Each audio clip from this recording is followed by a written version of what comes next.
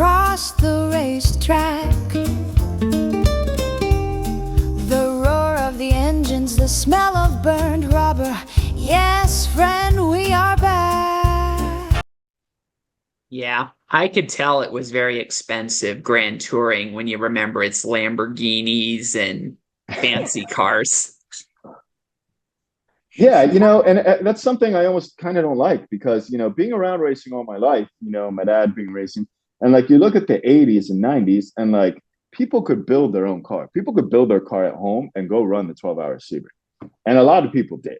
My dad ran the 12-hour Sebring like, 5 or 6 times. And it was a Porsche, but it was like a Porsche that he built himself, so it's like you got to go buy a $500,000 car.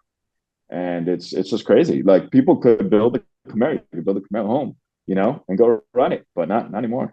So I don't know. It is what it is. Things evolve, I guess. Yeah.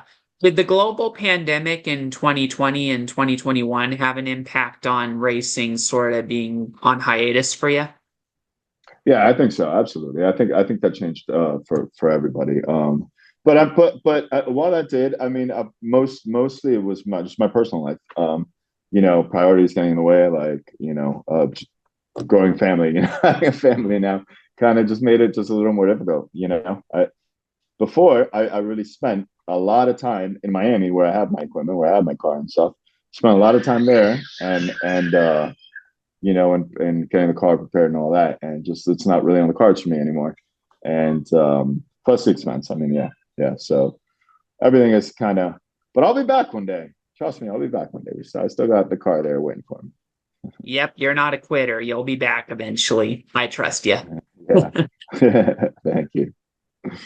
Yeah, so what are your hopes for the future? I wow. I really don't know. It's hard to say. I mean, racing wise, I can't put an exact goal. I mean, just to get in the back in a car. And let me tell you, I've actually had the opportunity to go back and do some races. My dad, who's really the one that funds the team, let's be honest. He said he's like, let's go race, but I don't care to go knowing that my car isn't capable of running up front. I can luck into a podium and stuff, but I want to be able to have a chance to win. So basically my goals is to, in the future, whatever kind of racing it may be, if it's lower level or hopefully one day I get back to Trans Am, but with a car that's competitive. So really, honestly, it's I guess, I'm open to anything, but it's also got to be a fast car. I don't want to drive a slow car. But just anything. And my goals are just one day to get back into anything I can win with. I can't blame you. As a competitor, you want to go to the track expecting to win, not expecting to finish mid-pack or at the back of the field for a paycheck. Right. Exactly. Yeah. So, considering that you're... Sorry. No problem. Let's ask that again. So, considering that you're from the Dominican Republic, what is the impact you're hoping to have on that country as a race driver and just the world in general? Wow, what a loaded question. Geez. Let me tell you, a lot of people are already aware. Had a lot of good drivers come from Dominican Republic. A lot. The first ever Latin American IMSA champion is Dominican. His name is Luis Mendez. He's still around. And right now we got a kid, Jimmy Gibre, and another one, Castro, racing the Porsche series, and they're both winners. I mean, they're both up front. Like I think Castro has won a championship or two, and Gibre is right there.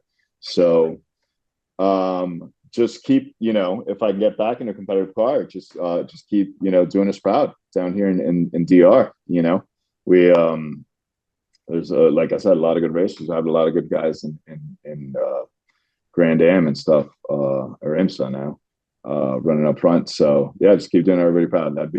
That's what I could say to that. For sure.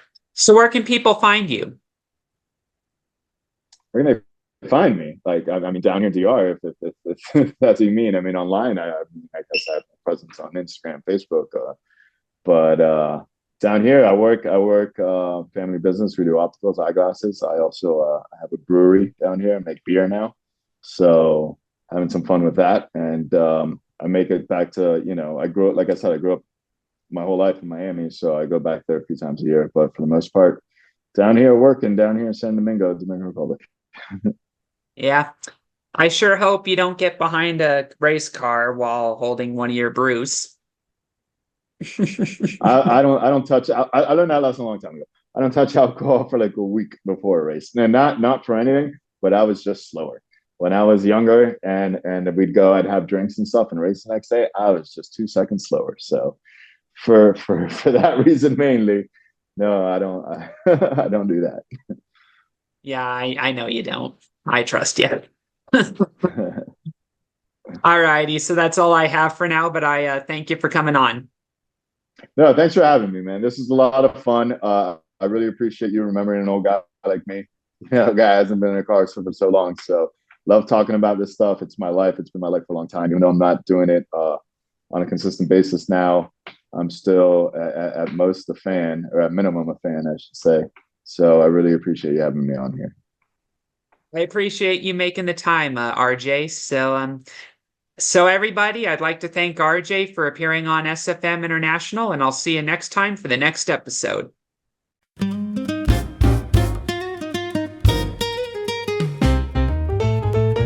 Oh, wow, baby, look at those speed babies flying across the racetrack.